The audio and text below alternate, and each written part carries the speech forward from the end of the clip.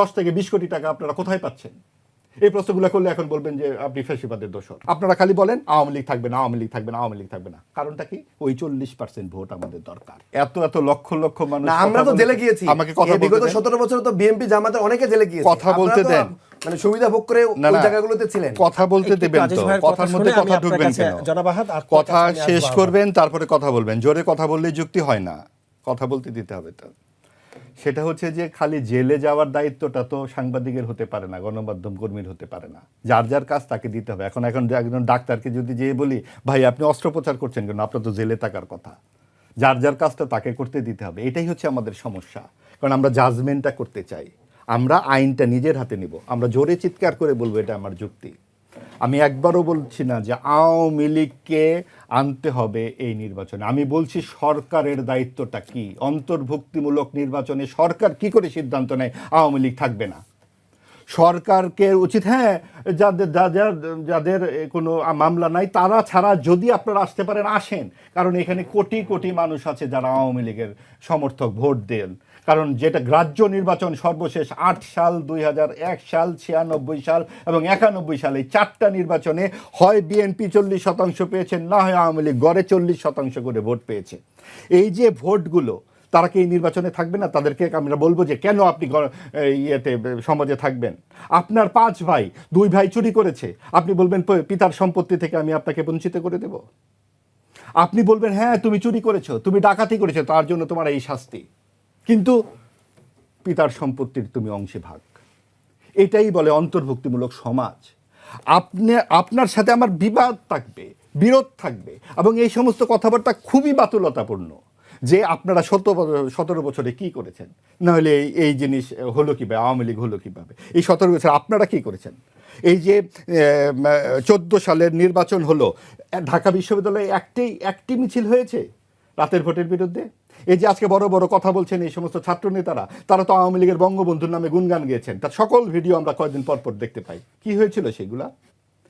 আমরা যারা কথা বলছি এখন এই যে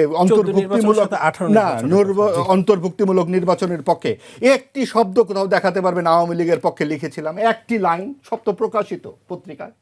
এবং এই 24-এর নির্বাচনের বিরুদ্ধে সাংবাদিকরা কিভাবে লিখেছে গণমাধ্যমে, এইভাবে গলা টিপে দেওয়ার মধ্যেও, সেটা বিএনপির যারা তখন জেলে ছিলেন তারা জানেন। বিএনপির নেতারা বলেছেন এসে যে সাংবাদিকরা একটা বড় ভূমিকা পালন করেছেন। পত্রিকা বিক্রি হয়েছে গণ অভ্যুত্থানের সময় এক একটা সংখ্যা 50 টাকা 100 টাকা করে। কেন? তখন অনলাইন বন্ধ, ইন্টারনেট বন্ধ, পত্রিকা। এখন বিষয়টা হচ্ছে আমি এবার এই বাহাস করতে এখানে আসি না। বাহাসটা হচ্ছে প্রধান কথাটি বলতে দেন। কথাটি হচ্ছে নীতি নৈতিকতার যে রাজনীতি, সেটা কোথায়? আপনারা একটা দল বানিয়েছেন, তার ঘোষণাপত্র কোথায়? আপনারা কি সমাজতান্ত্রিক, আপনারা কি রাজতান্ত্রিক, নাকি আপনারা গোলাকার, আপনাকে মধ্যপিণ্ড আমরা জানি না। আপনারা খালি বলেন আওয়ামী লীগ থাকবে না, আওয়ামী লীগ থাকবে না, আওয়ামী লীগ থাকবে না। কারণটা কি? ওই 40% ভোট আমাদের দরকার। এটা বিএনপিও চায়, ওই 40% ভোট আমাদের দরকার। ওটা জামাতও চায়, ওই 40% ভোট আমাদের দরকার। তারা বলতে পারছে না, লজ্জায় না। এটা কিভাবে বলবে? এটা কি বলা যায় নাকি? তাদের আদর্শ কোথায়? আমরা কেন আপনাকে ভোট দিব? আপনার এক্সপেরিয়েন্স কি? আপনি সমাজের জন্য আপনার ধারণাটা কি? আপনার ধারণাপত্র কি? আপনারা কি করেছেন? আপনারা হঠাৎ করে পাজেরো গাড়িতে চড়ছেন কি করে? আপনারা এই যে নির্বাচনটা আপনারা করবেন, আপনাদেরই এক নেতা বলেছেন একটা আসনে নির্বাচন করতে 10 থেকে 20 কোটি টাকা লাগে। তাহলে সেই 10 থেকে 20 কোটি টাকা আপনারা কোথায় পাচ্ছেন? এই প্রশ্নগুলো করলে এখন বলবেন যে আপনি ফ্যাসিবাদের দোষর।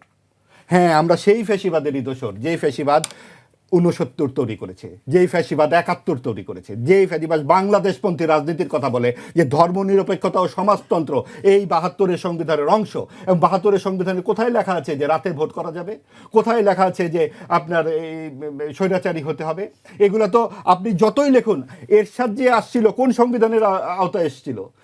বারবার যে সামরিক শাসন হয় কোন সংবিধানের আশারায় হয়? আপনারা যেই দিকে দেশটাকে নিয়ে যেতে চাচ্ছেন সেটা তো পাকিস্তানের দিক। আপনারা ভারত বিরোধিতার নামে পাকিস্তানের পক্ষে থাকতে বলেন। আমরা ভারতের চোখে চোখ রেখে যেভাবে কথা বলবো, আমরা পাকিস্তানের চোখে চোখ রেখেও সেভাবে কথা বলবো। পাকিস্তান একটি ব্যর্থ রাষ্ট্র, ধর্মভিত্তিক রাষ্ট্র যেভাবে ব্যর্থতায় পর্যবেসিত হয় তার প্রমাণ হচ্ছে পাকিস্তান।